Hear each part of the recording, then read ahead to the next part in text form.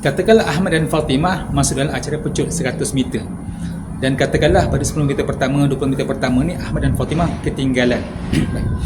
Kebiasaannya pelari pecut ni pada 50 meter ataupun masuk ke 80-90 meter ni, mereka akan perah kudarat dan pecut sedaya yang mungkin, sehabis yang mungkin. Sebab nak menang dalam pecutan ni, dia mesti menang di akhir. Dia tak ada istilah menang di awal. Tak ada orang kata aku menang pada pecutan pertama. Tak, dia mesti menang di akhir. Sama juga kita lumba sebagainya, dia mesti menang di akhir. Kau mula lambat ke, mula petak pertama, petak kedua, petak 30 sekalipun, dia mesti menang di akhir. Dan katakanlah seorang ni dia kerja sebagai buat kerja overtime, dan dia punya gaji ataupun allowance dia dibayar mengikut dia punya kuantiti yang dia buat. Sebanyak yang mungkin dia buat, sebanyak itulah dia punya dibayar. Baik. Tuan-tuan dan puan, maaf, kebiasaannya kita ni, orang Malaysia ni, kita akan perah ataupun pecut kita punya ibadah di peringkat awal pada 10 malam yang pertama sahaja. Kebiasaannya lah. Lagi-lagi pada awal malam pertama tu kita akan ramai dekat masjid. Kan kebiasaannya yang saya perhati. Sampaikan ke parkir, sampai ke tangga pun penuh dengan orang. Tapi pada 10 malam yang terakhir ni dah mula kurang. Itu perempuan. Seboleh yang mungkin kita ni, terutama peserta al-imam ataupun semua orang awam, kita seboleh mungkin pada Ramadan tahun ni kita ubah. Jadi kalau 10 yang terakhir ni kita perah pecut sedaya yang mungkin. Ya, baik. Dalam bab tadarus, dalam bab Al-Quran, ramai orang yang mula khatam dia peringkat awal. Bagus. Saya tak salah, tak nafikan tak bagus. Kan bagus benda tu.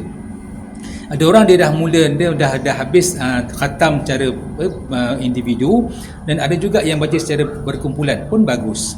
Cumanya seboleh yang mungkin di 10 yang terakhir ni, kita dah separuh Ramadan ni, nak masuk kepada 10 yang terakhir ni, seboleh yang mungkin kita baca secara bertafsir, dengan tafsir, dan paling baik dengan talaqi. Ramai orang yang baca tadarus, baguslah. Cuma tadarus ni tak baca semua, dia baca satu muka, kemudian orang lain sambung. Tapi kalau talaqi ni dia baca semuanya. Sebab tu dia sebut dalam Sahih Bukhari, inna Jibril kana ya'ridul Quran fi kulli sanatin marrah. Dia kata Siti Fatimah, bahawa Nabi SAW bersabda, malaikat Jibril akan baca Al-Quran pada aku, dan aku baca pada malaikat Jibril setiap tahun sekali. Ia maknanya Nabi akan talaki dengan malaikat Jibril, dan malaikat Jibril dengar bacaan Nabi, dan Nabi mendengar bacaan malaikat Jibril secara talaki. Dan kita pun tahu Nabi ni faham tafsir setiap tafsir Al-Quran itu.